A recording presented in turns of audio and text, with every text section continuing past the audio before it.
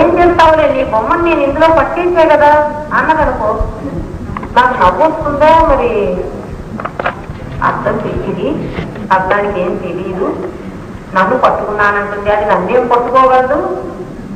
నేను పక్కకి వెళ్ళిపోతే నా బొమ్మ నాతో కూడా పక్కకి వచ్చేస్తుంది. అర్థాన్ని పట్టుకోమనండి నా బొమ్మని. నేను పక్కకి వెళ్ళిపోతే నా బొమ్మ పట్టుకోమను, అర్థం నువ్వు ఎలాగైనా పట్టుకోమను మా తల్లి బంగారు. పట్టుకోలేదు.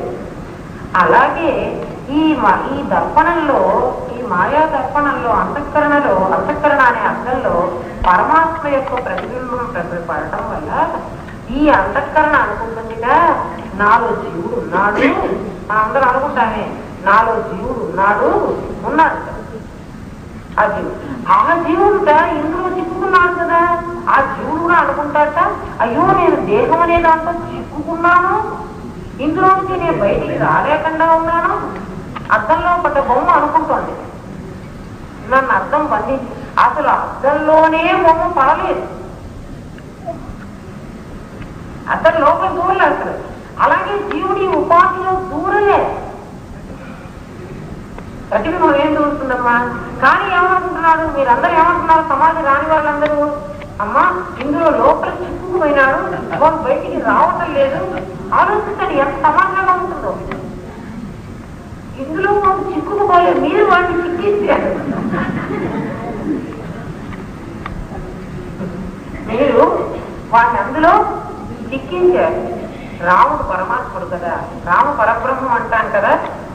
ఆ పరబ్రహ్మ తన విలాసాన్ని, లీలల్ని చూపించడానికి చిన్నప్పుడు పిల్లవాడుగా ఆడుకునేప్పుడు నాకు ఆ సంతమామ కావాలి అని అడిగాడు.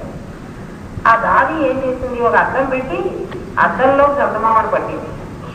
ఇదిగో ఇందులో చందమామ ఉన్నాడు, చందమామ ఉన్నాడు అని టకటకా కొట్టాడు. ఆ చిన్నపిల్లవాడు ఆ అద్దం మీద కొట్టుకుని ఆడుకున్నాడు. అంటే దీని ద్వారా మనకేం చెబుతున్నాడంటే, ఉన్న పరమాత్మ ఉన్నట్టుగానే ఉన్నాడు. వాణ్ణి నిరుపాధికమైనటువంటి పరమాత్మని సోపాధికంగా నువ్వు పట్టుకోగలగాలి. ఈ దేహం అనేటువంటి ఉపాధిలో ప్రతిబింబం ఆధారంగా చేసుకుని ఆ పరమాత్మని నువ్వు, మరి ఇది తెలియకపోతే అది ఎలా తెలుస్తుంది? దీని ద్వారా, దీని వంటిది అది కాబట్టి అది నువ్వు కనుక్కోవడానికి ప్రయత్నం చెయ్యి అని ఆ అద్దంలో పడ్డటువంటి బొమ్మని అద్దంలో పడదు, ఇది అద్దంలో పడ్డట్టుగా మనకు కనపడుతుంది.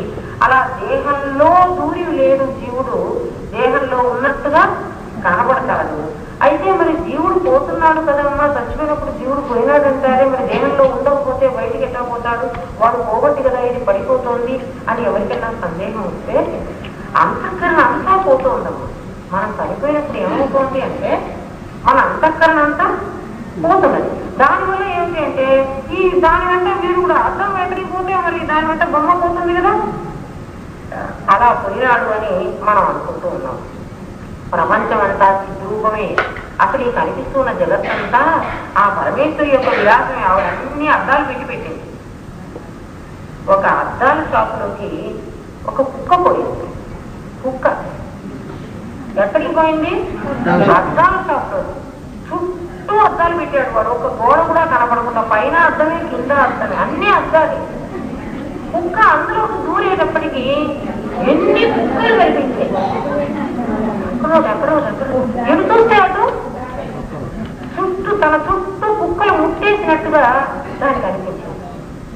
బావు అని ఒకసారి అవి కూడా వచ్చేస్తాయి. ఇది బావు అనేటప్పటికీ అవి కూడా బావు అనేది ఒక పువ్వు కాదు, అన్ని అర్థానికి వినిపించాయి. ఎందుకంటే రిఫ్లెక్ట్ ఆ సౌండ్ కూడా వస్తుంది కదా, వినిపిస్తుంది. దీనికి బాగా చెప్తాను. ఆమెను ఆ అద్దాన్ని చేతులతో కాళ్ళతో ఇట్లా కొట్టి దాన్ని పగల కొట్టాలని, ఆ కుక్కని ఎదుర్కోవాలని ఆ విధంగా ప్రయత్నం చేసింది. దానికి దొరకలేదు, వెళ్ళిపోయింది. తర్వాత కొంతసేపటికి ఒక మనిషి వచ్చాడు. అందులో ఒకసారి అటు చూసి, నేను ఎన్ని రకాలుగా ఉన్నాను, ఎన్ని రూపాయలు పొందాను, నేను ఇన్ని రూపాయలు ఉన్నానా? అయితే ఇవన్నీ నేను ఇన్ని రూపాయలు ఉన్నవాళ్ళు ఒకరిని 10 మంది అయిపోయినానా? కాలేదు. అద్దంలో పడ్డటువంటి నా బొమ్మలే 10 రకాలుగా నాకు కనిపిస్తూ ఉన్నాయి. విచక్షణ జ్ఞానం ఉంది కాబట్టి అలా అనుకున్నాడు.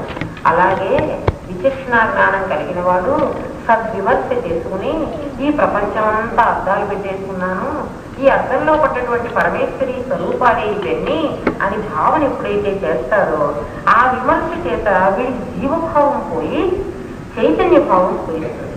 అదే తన స్వరూపము. ఆ చైతన్యంలో శరీర తాదాత్మ్యం పొందిన ఆత్మకి రోగపీడ కలిగినట్టు ఉంటుంది. శరీరంతో కలిసి మీరు సమాధించే అమ్మ చాలా తేలిగ్గా ఉందంటారు. దేహంతో కలిసినప్పుడు రోగంతో కలిసినటువంటి ఆ సంబంధం ఉంటుంది. దేహ తాదాత్మ్యం వదిలేస్తే నీకు అసలు బాధే ఉండదు. చూడండి, నిద్రలో జబ్బు ఉందా? ఎవరన్నా నిద్రపోతున్నారు గాఢ నిద్ర, వాడికి ఎంత జ్వరం ఉన్నా ఏమున్నా ఇంకేం లేదు కదా. నిద్రలో ఎలాగైతే నిన్ను రోగాలన్నీ వదిలేస్తున్నాయో సమాధిలో ఉన్నటువంటి వాడికి దేహ సంబంధం అంటే దేహభావం వదిలేసిన వాడికి దేహ సంబంధమైనటువంటి రోగాలు కూడా వదిలేస్తాయి. 11:30 అయింది. రేపు చెప్పుకుందాం మళ్ళీ. ఓం తత్సత్ పరిపాలయంతాం న్యాయేన మార్గేణ మహిమహే. ఓం